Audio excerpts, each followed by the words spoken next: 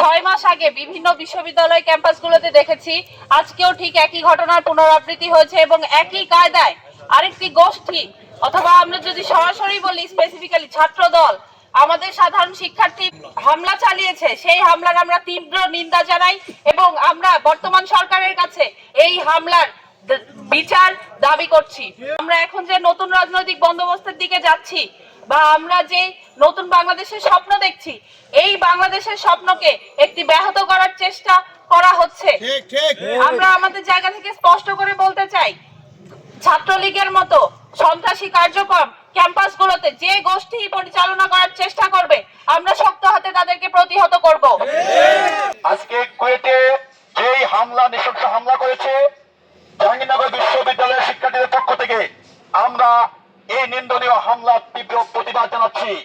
একই সাথে এই সকল দলকে আমরা বলে দিতে চাই, 7 মাস আগের ইতিহাস কিন্তু খুব বেশি দিনের ইতিহাস নয়।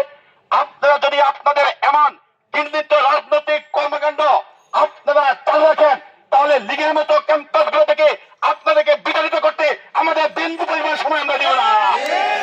আর যদি দেশের কোন একটি শিক্ষা প্রতিষ্ঠানে, দেশের কোন একটি ক্যাম্পাসে ছাত্রদল কর্তৃক আমাদের সাধারণ শিক্ষার্থীরা লাঞ্ছিত হয়, ছাত্রদল কর্তৃক আমার কোন ভাইয়ের, আমার কোন বোনের এবং আমাদের কোন শিক্ষকের এক বিন্দু রক্ত চলে, তার পরিণাম লীগের চেয়েও ভয়ানক ভাবে আপনাদেরকে আমরা ফেরত দেব।